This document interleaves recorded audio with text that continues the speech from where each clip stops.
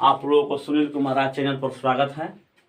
तो आप लोग आज पढ़ेंगे 8 क्लास का मैथ एनसीईआरटी जो बुक है प्रश्नावली 3.1 बिहार बोर्ड से है हम लोग का। ये है हम लोग का पहला प्रश्न है, ध्यान से देखेंगे। 3.1 है 8 क्लास एनसीईआरटी बुक है। सरल एवं बंद आकृति क्या होती है, उदाहरण देते हुए उनके प्रमुख गुणों को समझाएं। ठीक है, ये पहला हम लोग का प्रश्न है।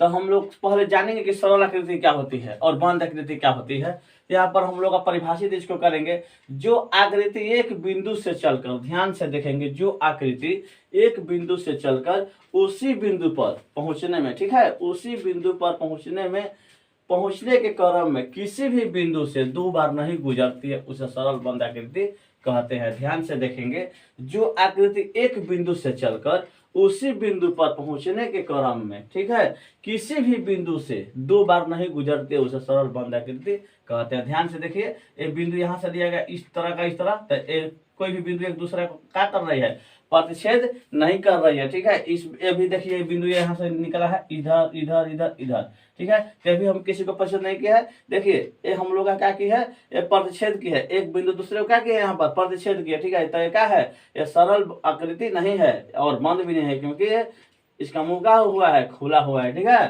तो हम करेंगे, कहेंगे क्या जी, जो आकृति एक बिंदु से चलकर, मैंने किसी बिंदु से, मैंने यहाँ से चलकर, यहाँ से होकर यहाँ बन गई आकृति, जो आकृति एक बिंदु से चलकर उसी बिंदु पर फिर पुनः उसी बिंदु पर पहुंचने के क्रम में किसी बिंदु से 2 बार नहीं गुजरना पड़ता है, गुजरती है, उसे हम क्या कहते हैं, सरल आकृति, सरल बंद आकृति कहते हैं। ठीक है, जैसे त्रिभुज हुआ, एक आयत हुआ इत्यादि, वर्ग भी हो सकता है। ठीक है, कोई भी चतुर्भुज भी हो सकता है। ठीक है, इत्यादि। अब दूसरा प्रश्न हम कह रहा है, निम्न आकृतियों में से पहचान करें कौन सी सरल है, कौन सी बंद है, पर सरल नहीं है, कौन सी बंद है कह रहा है, पर सरल नहीं है, कौन सी खुली है, कौन सी उत्तल है और कौन सी अवतल आकृति है, यही हम लोग जानेंगे। ठीक है, तो हम लोग क्या कह रहा है, ध्यान से समझेंगे। कह रहा है कि निम्न आकृतियों में से पहचान करें कौन सी सरल है। सरल है माने एक आकृति बने, एक बिंदु चलकर दूसरे बिंदु पर पहुंचने में, उसी बिंदु पहुंचने में किसी का प्रतिच्छेद नहीं करे किसी बिंदु का, उसको हम सरल कहेंगे। कौन सी बंद है, कौन सी कह रही कि बंद है पर सरल नहीं है, बंद है लेकिन सरल नहीं है, कौन सी खुली है, कौन सी उत्तल है और कौन सी अवतल आकृति है। ध्यान से देखेंगे, आकृति हम लोग का है, 1 नंबर आकृति है, क्या है, पहले क्या कह रहे हैं हम लोग का, कौन सी सरल है, तो हम लोग यहाँ पर कह लिख दिए कि सरल आकृति। सरल आकृति कौन है, 1 नंबर है, ये 2 नंबर है और एक है 4 नंबर है, 1 2 तथा 4 नंबर। देखिए ये भी सरल आकृति है, सरल आकृति है ना जी बची। ये क्या है हम लोग का, सरल आकृति है, सरल आकृति है। क्या है, 1 है, 2 है तथा 4 है। और बंद आकृति को ध्यान से, 1 है, 2 है, 4 है, क्या है, ये तीनों का है, सरल आकृति है। और ख नंबर हम लोग का लिखे हैं यहाँ पर बंद आकृति। तो बंद आकृति ध्यान से देखेंगे, बंद आकृति कौन है, ये सरल है लेकिन क्या है जी, खुला हुआ इसका मुंह है। ठीक है, तो हम क्या करेंगे, सरल बंद आकृति, एगो 1 नंबर है, एगो 4 नंबर है, क्या है, सरल है और बंद आकृति भी है। 3 नंबर है खुली आकृति, यहाँ पर लिखे हैं हम लोग कि कौन सी आकृति खुली है। ठीक है, तो खुली आकृति, खुली आकृति कौन है, एगो ए है और एगो ए है। ये तो नहीं ना पूछ रहा है कि सरल है, ये पूछ रहा है कौन सी खुली आकृति है, तो 2 नंबर तथा ये 3 नंबर जो है, ये देखिए यहाँ खुला हुआ है और इसमें यहाँ खुला हुआ है, तो क्या हम लोग बोलेंगे, खुली आकृति 2 तथा 3 है। अब कह रहा है घ नंबर उत्तल आकृति कौन है, कह रहा है उत्तल आकृति। तो उत्तल आकृति कौन है, 1 नंबर, एक कौन आकृति हम लोग का, उत्तल आकृति है। ठीक है, और अंग अवतल आकृति, अवतल आकृति कौन है हम लोग का, 4 नंबर, ये जो है अवतल आकृति है। ठीक है, इस प्रकार हम लोग का बन गया पूरा मैथ 3.1 का पहला दूसरा। अब हम तीसरा बना रहे हैं आप लोगों को समक्ष।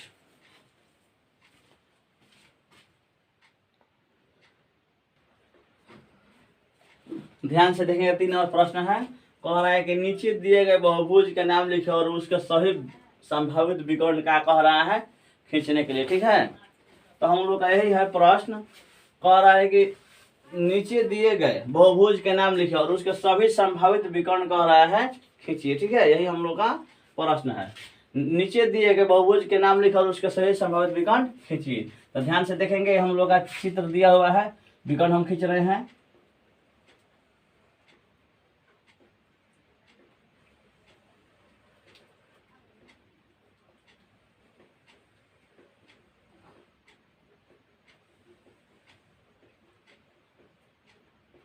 ठीक है, एगो इधर से यहाँ खींच दिए, एगो यहाँ से यहाँ खींच दिए, ठीक है।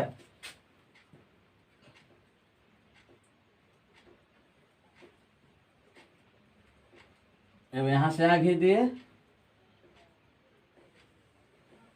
एगो यहाँ से यहाँ खींच दिए इसमें, ठीक है।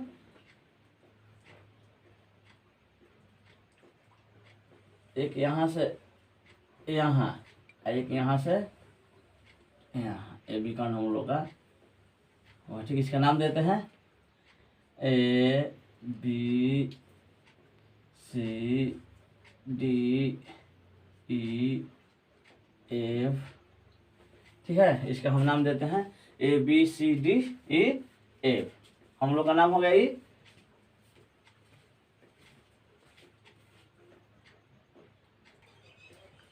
तो हम लोग संभावित विकर्ण क्या हो जाएगा, ध्यान से देखेंगे। एगो हम लोग का हो जाएगा, एगो हो जाएगा ए सी, हो जाएगा ना, ए आ सी, एगो हो जाएगा ए सी, ठीक है। अब एगो ए सी हो जाएगा, एगो क्या हो जाएगा ए ई, ए ई, समझ में आ रहा है ना आप लोगों को। एगो हम लोग का विकर्ण क्या हो गया है, किसी है तो एगो ए सी हो गया, एगो क्या हो गया ए ई हो गया ना।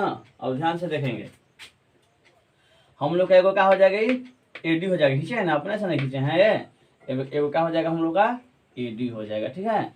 अब ध्यान से देखेंगे, इसको हो गया ए हो गया, इससे हो गया। अब हम देखिए इससे लेते हैं बी से, तो क्या हो जाएगा बी एफ हो जाएगा ना, बी एफ हो जाएगा, एगो बी एफ हो जाएगा, क्या हो जाएगा बी डी हो जाएगा, बी डी,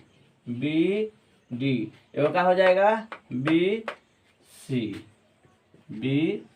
ठीक है। अब ध्यान से देखेंगे, अब हम इस ए बी ले अब सी से ले रहे हैं, सी से हो गया हम लोग को, माने ए सी हो गया हम लोग का। अब क्या हो जाएगा सी एफ, सी एफ हो जाएगा ना, सी एफ, ठीक है। अब हम क्या करेंगे, ध्यान से देखेंगे, सी एफ ले लिए हम लोग। अब एगो हम लोग लेंगे डी ई हो गया, डी हम लोग का हो गया। डी के बाद हम लोग क्या लेंगे, डी हो गया हम लोग का। ध्यान से देखा जाए, हम लोग का हो गया ए सी हो गया, एगो क्या हो गया ए ई हो गया ना, एगो हो गया बी डी हो गया, एगो हम लोग का हो गया बी एफ हो गया, ठीक है। फिर हम लोग का ए डी हो गया, फिर पुनः का हो गया बी सी हो गया, ठीक है। ए ई हम लोग ले लिए हैं और डी भी ले लिए हैं, डी ई हो गया है। अब यहाँ से हम क्या करेंगे, 1 2 3 4 5 6 7 8, एफ सी हो गया है हम लोग का, बी एफ बी हो गया है, ठीक है। तो हम लोग संभावित विकर्ण की संख्या कितनी होगी, संभावित विकर्ण 1 2 3 4 5 6 7 8, संभावित विकर्ण की संख्या कितना होगी, संभावित विकर्णों की संख्या, विकर्णों की संख्या बराबर 8 होगा। ये हम लोग क्या हो जाएगा, आंसर हो जाएगा।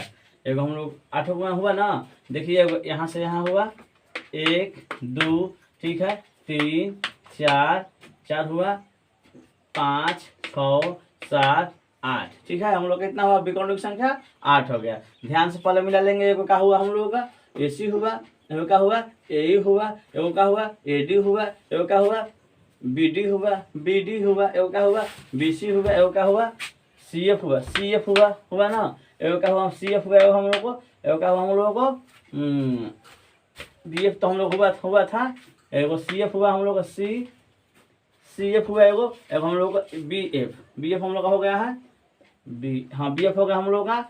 अब डी ई, एगो हम लोग का हुआ डी ई, ठीक है। हम लोग का सब होगा, संभावित विकर्ण संख्या कितना हुआ हम लोग को, 8 हुआ। अब हम बना रहे हैं 4 नंबर।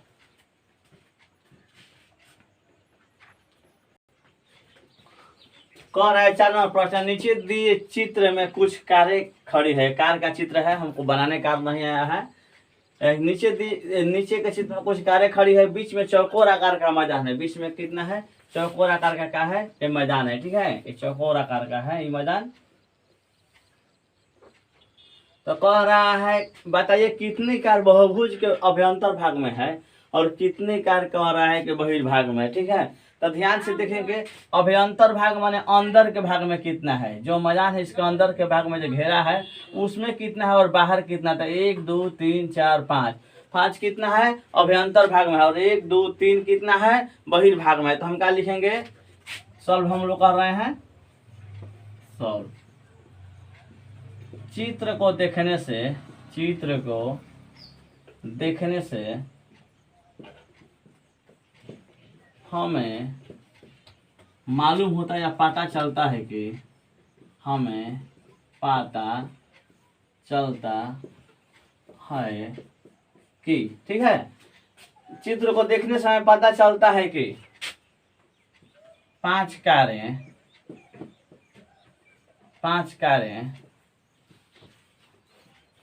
अभ्यंतर भाग में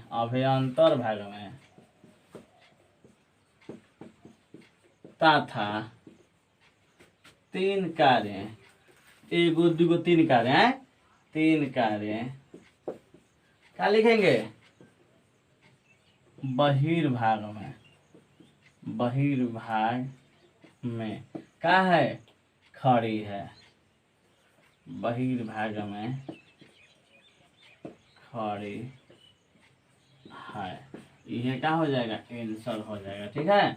ध्यान से देखेंगे, नीचे दिए गए चित्र में कुछ कारें खड़ी है, कार का चित्र है, बीच में चौकोर आकार का मैदान है। बताइए कितनी कार जो है बहुभुज के अभ्यंतर भाग में और कितनी कार जो है बहिर्भाग में है। तो हम लोग चित्र देख रहे हैं, चित्र को देखने से पता चलता है कि 5 कारें, 1 2 3 4 5 कारें का है अभ्यंतर भाग में है, तथा 3 कारें, 1 2 3 कारें का है बहिर्भाग में है। अब हम आप लोगों को 5 नंबर मैथ बना रहे हैं 8 क्लास का।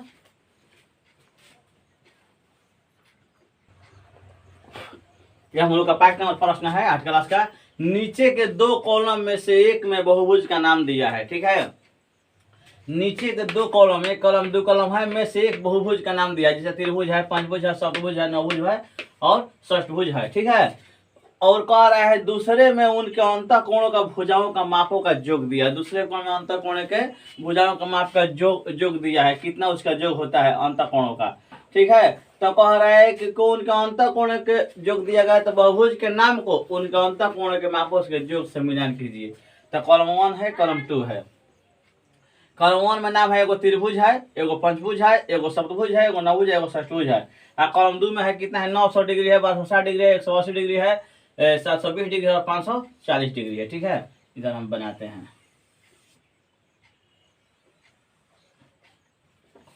ध्यान से आप लोग देखिएगा, इधर हम बनाते हैं। जैसे हम लोग का त्रिभुज में कौन भुजा होता है, त्रिभुज में कितने भुजा होता है 3 भुजा होता है, 3 भुजा होता है ना। तो हम क्या करेंगे, सूत्र होता है निकालने का, अंत भुजाओं का मापों का जो निकालने का सूत्र होता है, क्या होता है 2 × n - 2 × 90 डिग्री माने समकोण, ठीक है। तो हम लोग 2 का 2 लिख देते हैं, n की जगह पर क्या लिख देते हैं हम 3 लिखते हैं। त्रिभुज में कौन भुजा होता है 3 भुजा होता है, 3 n की जगह पर 3 - 2 का 2 गुने 90 डिग्री का 90 डिग्री, क्या हो जाएगा 2 गुने 3 में से 2 घटेगा होगा 1 गुने 90 डिग्री। तो 2 1 में 2 है गुने 90 डिग्री क्या हो जाएगा 180 डिग्री। ध्यान से देखेंगे, जिसका 3 भुजा है और जो भुजा होती है उसका जो कितना होता है अंतःकोणों का कितना होता है 180 डिग्री होता है ना। तो हम क्या करेंगे, त्रिभुज भी क्या कर देंगे, कॉलम 1 में भर देंगे 100, कॉलम 2 में 180 डिग्री, ठीक है। ये हम लोग का हो जाएगा आंसर हो जाएगा। त्रिभुज भी हम क्या भर देंगे 180 डिग्री, ठीक है। अब ध्यान से देखेंगे, दूसरा में कितना दिया है, पहला कॉलम में पंचभुज दिया है, तो पंचभुज, तो ये हम लोग का सूत्र है। ध्यान से देखेंगे, हम लोग का है सूत्र है, ये मिटा देते हैं, 2 की जगह पर 2 लिख देंगे, इन की जगह क्या लिखेंगे 5, कैसे का है पंचभुज है, माइनस का माइनस 2 का 2 × 90 डिग्री का 90 डिग्री, तो क्या हो जाएगा 2 का 2, 5 में से 2 घटेगा 3 गुने 90 डिग्री, 9 × 27 27 दूनी 54 540 डिग्री, ठीक है। तो हम लोग क्या हो जाएगा पंचभुज कितना डिग्री का हो जाएगा 540 डिग्री का हो जाएगा, ये भी आंसर हो जाएगा। पंचभुज कितना डिग्री का होता है 540 डिग्री का, ठीक है। मिलान करना है हम लोग, मिलान हम लोग इस तरह नहीं करते हैं, इस तरह सीधा लिख कर करते हैं, ठीक है। फिर इसको मिटा देते हैं, ये तो सूत्र है हम लोग का। और का हम लोग का सप्तभुज में कितना भुजा होता है, भुजाओं की संख्या कितना होती है 7 होती है। क्या करेंगे हम लोग 2 × n की जगह पर 7 - 2 के 2 गुने 90 डिग्री के 90 डिग्री, ठीक है।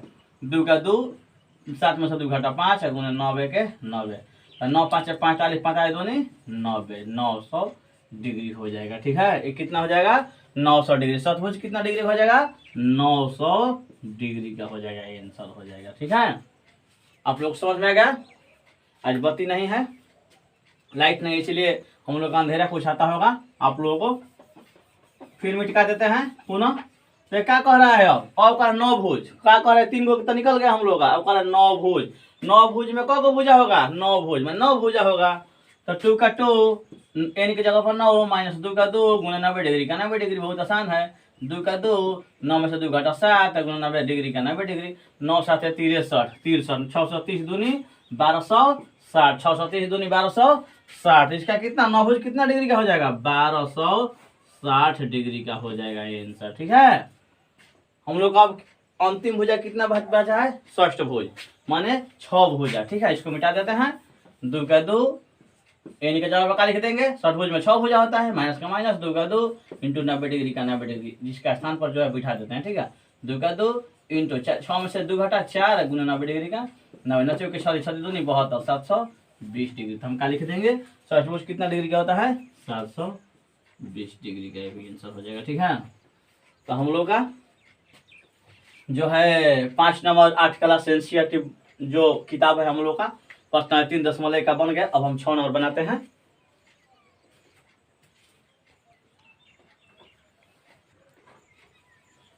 ये 6 नंबर प्रश्न है, एक बहुभुज का अंतःकोण की मापों का योग। ध्यान से हम लोग देखेंगे, एक बहुभुज का अंतःकोण की मापों का योग कितना है? 540 डिग्री है। उसमें कितनी भुजाएं हैं बताइए। कह रहा है कि उसमें कितनी भुजाएं हैं बताइए। अंतःकोण का जो कितना है? 540 डिग्री है, तो उसमें कितनी भुजाएं हैं बताइए। तो भुजाओं की संख्या बराबर हम निकालेंगे। ठीक है, तो हम लोग क्या करेंगे? बहुभुज का अंतःकोणों का योग सूत्र होता है बहुभुज, पहले लिखेंगे यहाँ पर बहुभुज का अंतःकोण का योग कितना दिया है? बहुभुज के अंतःकोणों का योग, अंतःकोणों का योग बराबर 540 डिग्री दिया है। ठीक है, तब भुजाओं की संख्या हम लोग क्या ज्ञात करना? हम लोग एन ज्ञात करना है कि उसमें कितनी भुजाएं है। ठीक है, तो हम लोग क्या लिखेंगे? सूत्र से, सूत्र से क्या लिखेंगे? सूत्र से। ठीक है, बहुभुज के अंतःकोणों का योग, बहुभुज के अंतःकोणों का योग, अंतःकोणों का योग बराबर क्या होता है? 2 into n minus 2 into 90 degree. यही ना हम लोग का सूत्र होता है। बहुभुज का अंतःकोण का योग कितना होता है? योग बराबर 2 into n minus 2 into 90 degree. ठीक है, तो हम लोग इसका ज्ञात करेंगे तो इसको हम लोग एन ज्ञात हो जाएगा। ध्यान से देखेंगे, 2 में एन में गुणा करेंगे। पहले हम क्या बहुभुज का अंतःकोण का योग कितना है? 540, यहाँ लिख देंगे 540 डिग्री। ठीक है, बराबर 2n में गुना करें क्या हो जाएगा? 4n 2n हो जाएगा, माइनस का माइनस, 2 दूनी में क्या हो जाएगा? 4 हो जाएगा ना। अब हम क्या करेंगे? इंटू का इंटू 90 डिग्री का 90 डिग्री। ठीक है, ध्यान से देखेंगे, पहले इससे गुना करेंगे तब फिर इसमें दोनों में गुना करके फिर इससे ना गुना करेंगे हम लोग, तो क्या हो जाएगा? और क्या और लिख देते हैं? 540 डिग्री का 540 डिग्री बराबर 2, 9 दूनी क्या हो जाएगा? 9 दूनी 180, 90 दूनी 180 एन, माइनस का माइनस 9 का 36, 360 डिग्री हो जाएगा ना। क्या किए हम लोग? अंतःकोण का 2 into n minus 2 into 90 degree मतलब 90 डिग्री, तो जो कितना 45 डिग्री बराबर का बराबर 2 एन में गुना 2n माइनस का माइनस 2 दूनी का 4 इंटू फिर क्या करेंगे? 90 से गुना करेंगे सभी में, इसलिए कोष्ट में घेर दिया 90 का 90 डिग्री। तो इसका कितना है? 540 डिग्री बराबर 90 में 2n में, तो 90 दूनी 180 एन हो जाएगा ना, माइनस का माइनस, और 90 में 4 9 के 6 360 डिग्री। ठीक है, और 540 डिग्री माइनस में इधर जाएगा तो प्लस में, बराबर किधर है? माइनस में, तो इधर जाएगा तो प्लस में। 360 डिग्री बराबर क्या हो जाएगा? 180 एन हो जाएगा ना। और 0 का 0, 6 4 10 की 0, 5 3 8 1 9, 900 हो जाएगा ना। 900 बराबर क्या हो जाएगा? 180 एन। ठीक है, और एन बराबर क्या हो जाएगा? 900 बाटा में 180, 18 5 90। तो बहुभुज के भुजाओं की संख्या कितना हो जाएगा, लिख रहे हैं बहुभुज के भुजाओं की संख्या, भुजाओं की संख्या n बराबर कितना हो जाएगा 5, आंसर हो जाएगा। तो हम लोग क्या हो जाएगा, ये जो बहुभुज है क्या है, ये जो बहुभुज का नाम क्या है, तो जो जिसकी 5 भुज है उसको क्या बोलेंगे, ये हम लोग का पंचभुज है। ठीक है, अब इसका हम लोग 3.1 का 8 क्लास का लास्ट प्रश्न बनाएंगे, 7 नंबर हम लोग का लास्ट प्रश्न है।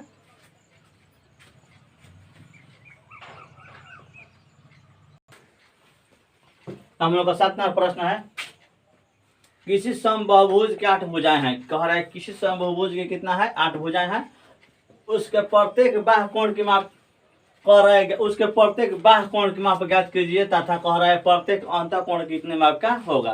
प्रत्येक बाह्य कोण माने एगो बाहरी कोण कितना डिग्री का होगा और प्रत्येक अंतः कोण कितना डिग्री का होगा, यही हम लोग का इस प्रश्न को में हल करना है। ठीक है, हम क्या करेंगे, बहुभुज की समबाहुभुज की भुजाएं कितने हैं, 8 है। ठीक है, समबाहुभुज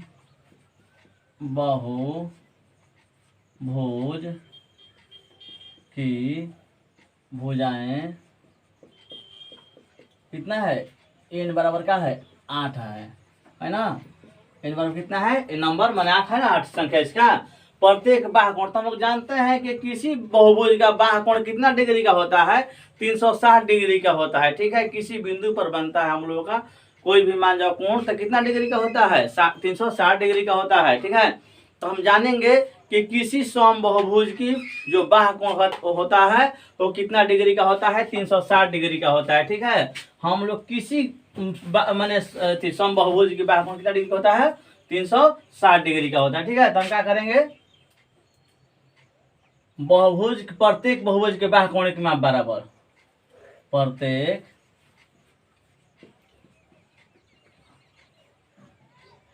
बाह्य कोण की माप, प्रत्येक बहुभुज की बाह्य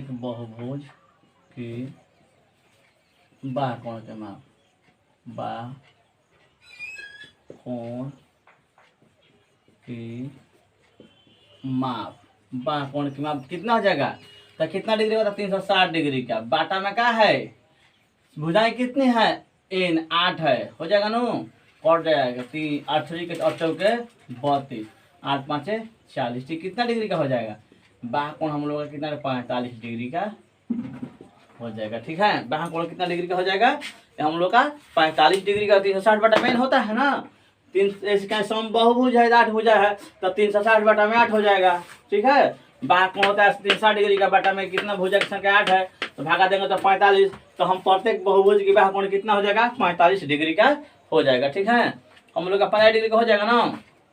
अब हम क्या करेंगे, अब इसके अंतः कोणों का माप, अंतः कोणों का माप। ठीक है, अंतः कोण का माप कितना हो जाएगा, पर इसके अब इसके अंतः प्रत्येक अब इसके प्रत्येक अंतः कोणों को माप, प्रत्येक अंतः कोणों की माप,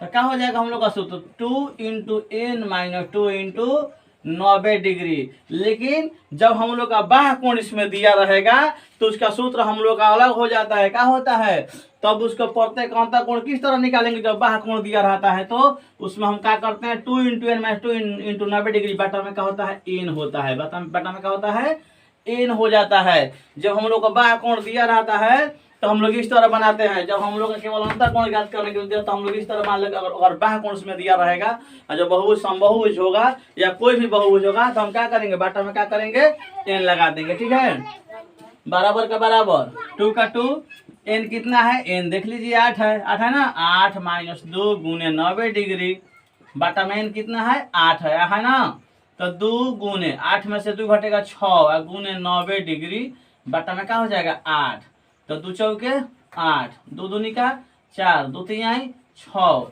और 45 दूनी 90, कितना हो जाएगा, तो 45 डिग्री या गुने 3 क्या हो जाएगा, 45 तिया 135 डिग्री हम लोग का अंतः कोण के माप हो जाएगा। ठीक है, कितना हम लोग का हो जाएगा, ये हम लोग काटा 2 चौके 8, ठीक है, और 2 दूनी का 4 और 2 तीन 6 और फिर 45 बार में कर गया। ठीक है, ये बाटा में 8 है, तो ये तो बाटा में 8 है। ठीक है, जगह कम होने का यहाँ पर लिखना पड़ा, नहीं तो नीचे लिखा जाता। तो क्या हो जाएगा, तो 45 दिया 135, 3 15 5 3 12 13, तो हम लोग का अंतःकोण का माप कितना हुआ 135 डिग्री। तो 8 क्लास हम लोग का जो है 3.1 का जो 7 गो मैथ था हम लोग का, 7 गो प्रश्न था, वो 7 प्रश्न का हल हो गया है। तो आप लोग चैनल को सब्सक्राइब कीजिए, शेयर कीजिए, लाइक कीजिए और कमेंट भी कीजिए। ठीक है, तो आप लोग का हम लोग इसका अगले वीडियो में मिलेंगे 3.2 में 8 क्लास का।